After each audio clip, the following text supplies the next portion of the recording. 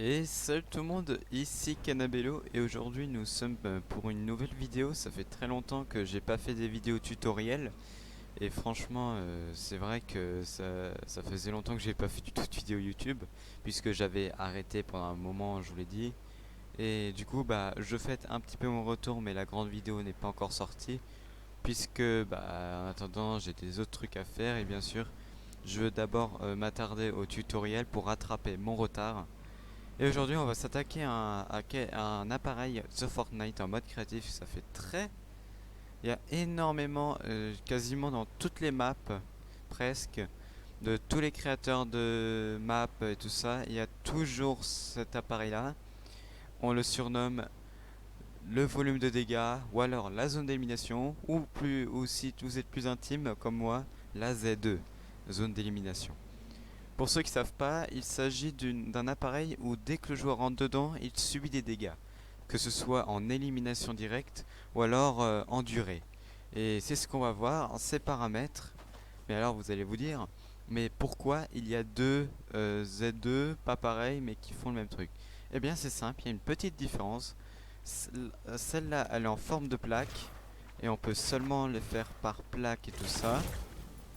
Tandis que l'autre, en forme mobile, on peut la déplacer de partout. Bon, moi je l'ai mis en carré, hein, je l'ai mis fixé sur la grille, mais on n'est pas obligé de le mettre fixé sur la grille. On peut l'agrandir, le rétrécir, on peut le tourner, plein de trucs quoi. Donc celui-là il est version mobile, si au cas où il y a juste une petite zone que vous souhaitez un petit peu bizarre et tout ça, au lieu que ce soit en forme de plaque précis, et bien voilà. Bon, alors on va s'attarder un petit peu celui-là en précis, mais voilà. Alors, zone visible dans le jeu.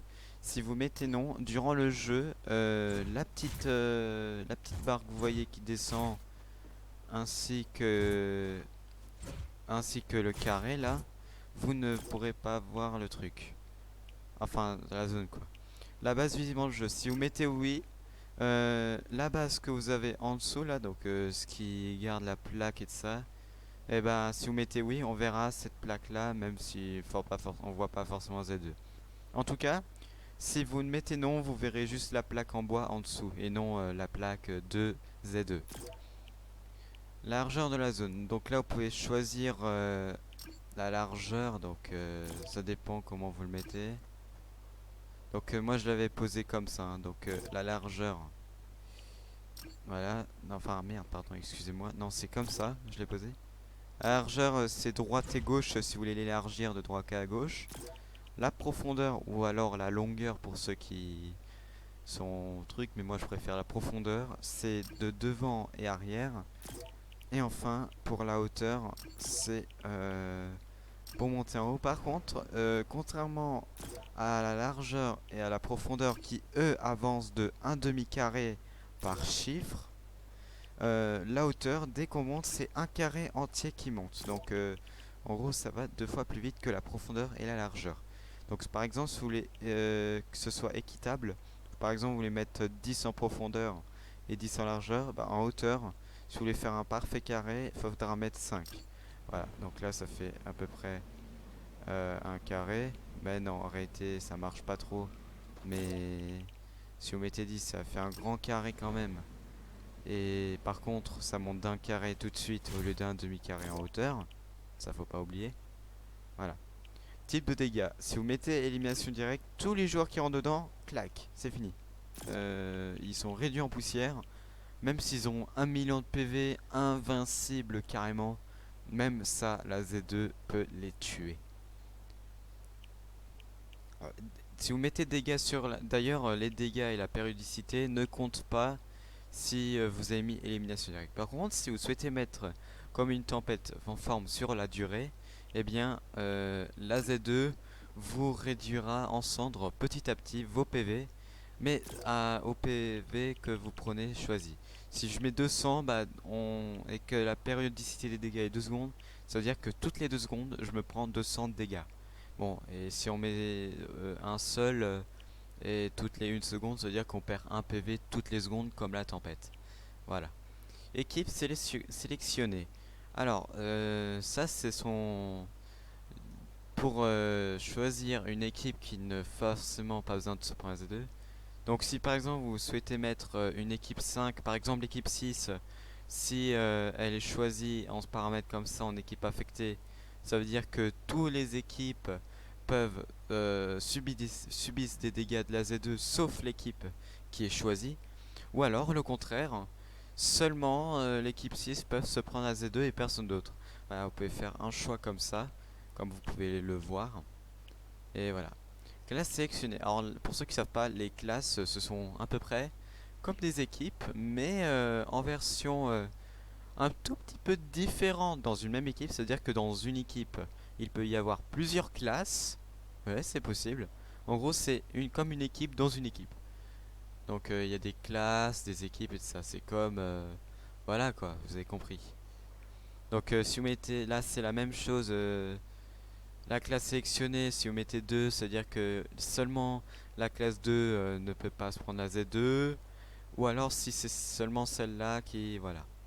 Et si vous mettez pas de classe, et bah, ce sont tous les joueurs qui ne sont pas dans une classe qui sont épargnés. Bon, parce que au début du jeu, ça dépend si vous choisissez, il est possible que vous n'ayez pas de classe. Et ça, c'est possible. Donc c'est pour ça qu'ils ont mis pas de classe. Si vous mettez n'importe laquelle, eh bien ça veut dire que tous les trucs sont épargnés, tous les joueurs sont épargnés. Si vous mettez aucune, bah, personne n'est épargné. Voilà. Dégâts contre les boucliers. Si vous mettez oui, la Z2 va vous réduire d'abord votre bouclier et ensuite vos PV. Et si vous mettez non, eh bien, et que vous êtes full shield, eh bien la Z2 va continuellement détruire vos points de vie comme la tempête et pas directement au shield quoi. Voilà, donc c'est pas comme dans Sauver le monde. Alors, affecte les créatures. Si vous mettez oui, les zombies ou alors les animaux, eh bien, parce qu'il n'y a pas longtemps, il y a eu les animaux qui sont apparus sur Fortnite en créatif, pour ceux qui ont vu la mise à jour. Quand ils disent les créatures, par exemple, les loups ainsi que les zombies peuvent se prendre des dégâts de la Z2 eux-mêmes. Si vous mettez non, eh bien eux ils peuvent passer sans problème, sans prendre de dégâts. Affecte les joueurs. Si vous mettez oui, c'est le cas, on se prend des dégâts. Si vous mettez non, on est épargné. Affecte les véhicules. Si vous mettez oui, eh bien tous les véhicules, attention en précisant que s'il y a un joueur dans le véhicule, eh bien le véhicule peut perdre des PV avec le joueur, enfin sauf si le joueur n'est pas affecté, mais le véhicule peut perdre des PV. Si vous mettez non, eh bien le véhicule, enfin le véhicule qui a un joueur, eh ben ne se prend pas de dégâts. Et pareil pour les véhicules sans équipage. Si là c'est tous les véhicules s'ils avancent tout seuls ou alors qui sont dans la Z2 sans qu'il y ait un joueur dans le véhicule, et bien là ça affecte. Si vous mettez non, et ben le véhicule où il n'y a pas de joueur dedans il passe à travers la Z2 tranquille. Sinon bah il prend des dégâts. Activer au démarrage du jeu. Si vous mettez oui dès le début du jeu jusqu'à que vous le désactivez avec un canal ou alors vous explosez avec la bombe, eh bien la Z2 fera effet. Si vous mettez non, eh ben la Z2 ne fonctionne pas durant le jeu jusqu'à que vous l'activez avec un canal. Pour ceux qui ne savent pas ce que c'est un canal, ce sont à peu près les réseaux de transmission et de réception sur Fortnite. Ils sont apparus pour la première fois à la saison 8 avec 10 canals et aujourd'hui il y en a 250. Oui, ça a beaucoup changé, hein, ça c'est vrai.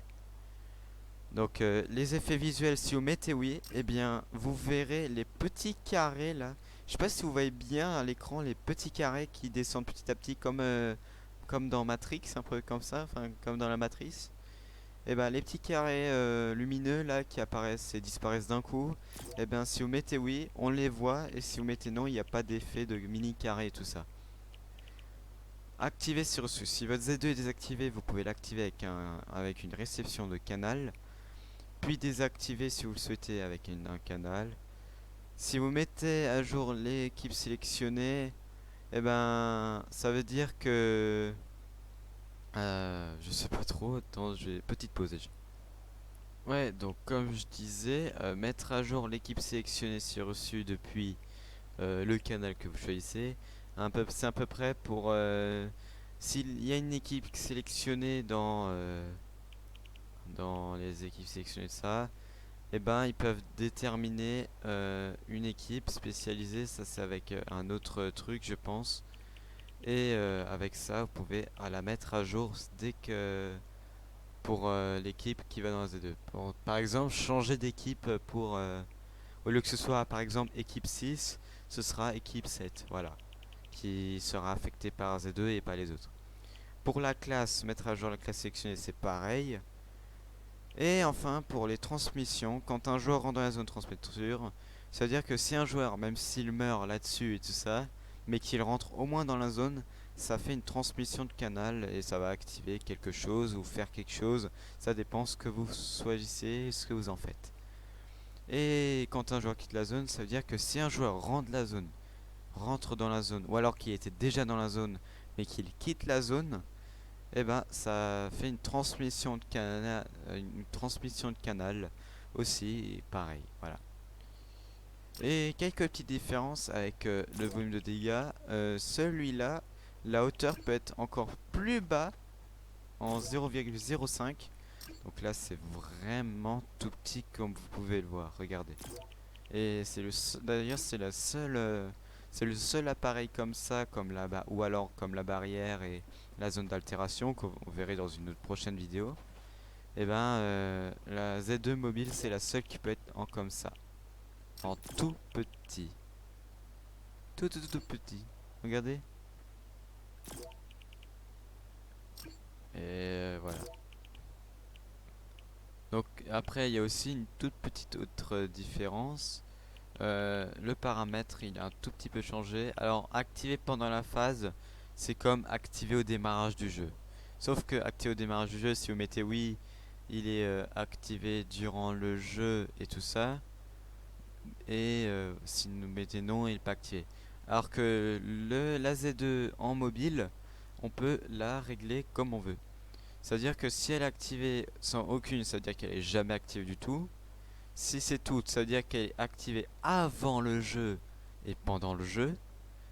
Si mettre avant-jeu, c'est juste seulement à l'avant-jeu qu'elle fonctionne, mais pendant le jeu non. Et si vous mettez la partie seulement, ça veut dire que seulement quand le jeu est démarré, et ben elle fonctionne. Voilà, donc il y a un peu plus de précision pour celle-là comparé à l'autre Z2. Bref, j'espère que ça vous a appris quelque chose. Si vous avez une petite question ou un petit problème à régler, n'hésitez pas à m'écrire en commentaire, je vous répondrai dès que j'aurai le temps. Et d'ailleurs, je vous demanderai en ami si c'est un truc qui est un peu dur à expliquer. Parce que souvent c'est pas si facile à expliquer avec certains appareils.